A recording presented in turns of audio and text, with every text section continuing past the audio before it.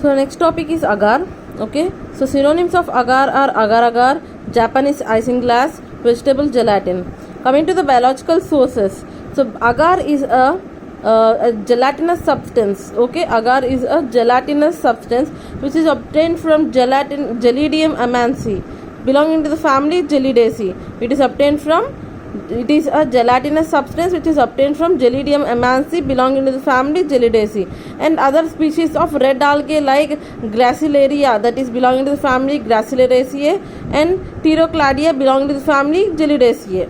Okay, so main biological source is Gelidium amansi, belonging to the family Gelidaceae. Okay, and other species of red algae, that is Gracilaria, Gracilaraceae family, and Pterocladia, belong to the family Gelidaceae.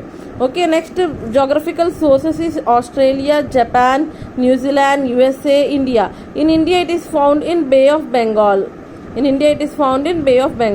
Coming to preparation, so what is the method of preparation is the red algae are generally grown on bamboos. So these are generally grown on bamboo spread in the ocean. So what they do is just generally consider an ocean and place these bamboos.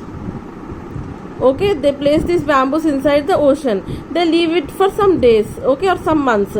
So after between May and October, they collect these bamboos. The collection of the bamboos is done between May and October. Okay, the collection of the material is done between May and October. The seaweeds are scraped from the bamboos and dried and shaken. So the bamboos generally contains these algae inside or outside. Okay, green or red green algae or all those things, red algae are seen above the bamboo sticks or inside the bamboo sticks. So they have been scraped off, dried. Okay, scraped off the bamboos, dried and shaken. This is necessary to bleach the product to some extent and even to remove the foreign materials like shells and sand, etc. So why they are drying it and shaking it? To remove the sand and also to bleach it, okay, to remove the foreign organic material, etc. The entire material is then taken to high altitudes, high heights, where it is washed and bleached by exposing to sun. So what happens when we go to a higher height level? The intensity of sun radiations increases, right? So as we are going near to the sun, okay, distance. Okay, so that's why what they do is from sea level, that is from ocean, right? Oceans are sea levels. So from that region to hills, okay, hill regions, they'll go to a higher altitude where these are being washed and bleached by exposing to sun. It is boiled for 5 to 6 hours. The whole algae is taken out now. After drying, the whole algae is taken. They are boiled for 5 to 6 hours with large quantities of dilute acidified water. Okay, acidified water means small amount of acid will be present. So into that these algae are added and they are boiled. Okay, the extract is then strained while hot through the cloth and transferred to a wooden trough. So what they do, while it is hot, after boiling, while it is hot, they are strained it, they are filtering it through what? Through a cloth. Okay, during hot condition only it has to be done.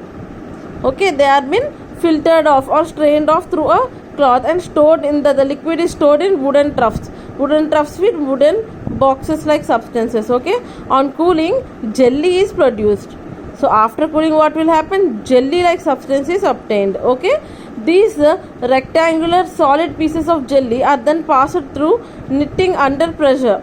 Okay, knitting means it's like a cutter type of thing. Okay, through that pressure is applied so that pieces form, the agar will be coming out. Narrow strips are formed. Okay, narrow strips are formed. So this might be okay, here small cuts will be present for that knitting. Okay, so above that this jelly is been present. So when we apply pressure on the jelly substance, the whole strips of agar comes out. Okay, the extracts are then strained while hot. On cooling, jelly is formed. These solid pieces of jelly are then passed to the knitting under pressure. Narrow strips, okay, narrow strips are formed. allowed to melt during the daytime in the sun, which removes the excess of water. Okay, after the strips are been obtained, they are again dried under sun, so that if any moisture is present, that also will be removed. Okay, next. This operation is continued for several days to remove the excess of water. So only one day drying won't be done. It will be continued for some several days, so that whatever moisture it may have, it will be removed. Okay, next, the manufacture of agar takes place in winter, and moisture is removed by excessively freezing, thawing and drying at about 35 degrees centigrade. Japan is taking the advantage of natural climatic conditions since centuries for preparation of agar. In America, the modern method of deep freezing is being utilized for the same purpose. Hope you understood the topic, right? First, bamboo sticks are placed in the ocean, okay, so that the agar development takes place in the month of May to April. In the month of May and October. In the month of between May and October, these all bamboo sticks are removed from the ocean. They have been scrapped off, okay, scrapped off with the help of a blade or knife or anything. They have been scrapped off, and then the whole agar is been shaken. Bamboo sticks are shaken, so that everything is been collected. So it is a process of bleaching also. Okay, bleaching takes place, and then they are being sun dried. Okay, to some extent sun dried it happens, so that bleaching effect takes place, and some of foreign organic matter can be removed. After some time, they are being taken to higher altitudes, where they are again sun dried. Okay, after that, they are again boiled for 5 to 6 hours in water, acidified water, dilute acidified water, and then they are strained while hot.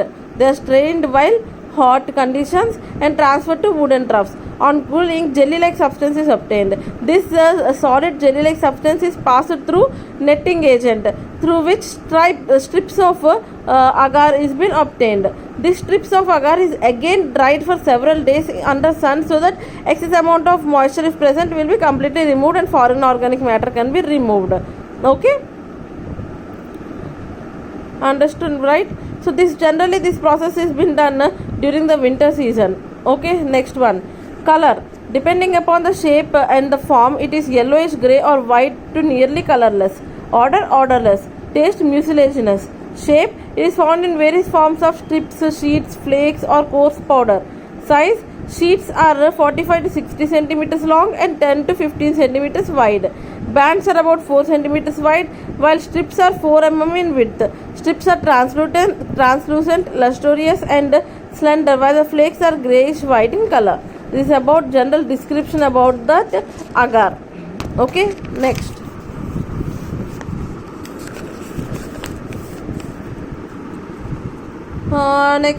This all things no need. Next, chemical constituents. Okay, chemical constituents is important. Okay, so agar consists of 2 different polysaccharides. So we have already read that in carbohydrates we have 2 types. Okay, polysaccharides and monosaccharides. Okay, so monosaccharide, disaccharides, right? So agar consists of 2 different polysaccharides. Okay, you are named as agarose and agaropectin. So it consists of 2 polysaccharides, that is agarose and agaropectin. Agarose is responsible for gel strength of agar and is composed of D-galactose and 3,6 uni-anhydro L-galactose units. This is very, very important. Okay, very, very important. So generally this agar contains polysaccharides, 2 polysaccharides, that is agarose and agaropectin. Agarose is responsible for gel formation, okay, gel strength. To remain it in the gel form, agarose is essential, which is mainly composed of D-galactose and 3,6 uni-anhydro L-galactose. It contains about 3.5% cellulose and 6% nitrogen containing substances. Next, coming to agaropectin. Agaropectin is responsible for viscosity. Okay, agarose is for strength and strength of the gel, and whereas agaropectin is helpful for viscosity of agar solution. Okay, it is believed to be sulfonated polysaccharide in which galactose and uronic acid units are partially esterified with sulfuric acid. So this is the structure of agarose which you need to study by heart. Okay, completely. Because if in exam if he gives write the pharmacognosy of agar, then you need to write all those things including the structure. If the structure is not there, you lose 2 marks for 1 mark. Next, identification tests. So what are the identification tests? So agar is taken, to which water is added. Cool the solution to room temperature. If it forms a gel, then it is agar. Okay. When the solution is mounted with ruthenium red and seen under microscope, what we can see? The particles acquire pink color. Okay, then it is agar. Next, ruthenium red add cheste. Okay na. And the third one is when we take agar solution, that is water solution, agar in water solution, add solution of tannic acid, no precipitate has to be obtained. Finally, uses. Agar is used as an emulsifying agent, a laxative. It is also used in the preparation of jellies, okay, confectionery items, and in microbiology. It is employed in the preparation of bacteriological cultural medium. This is about the uses of agar.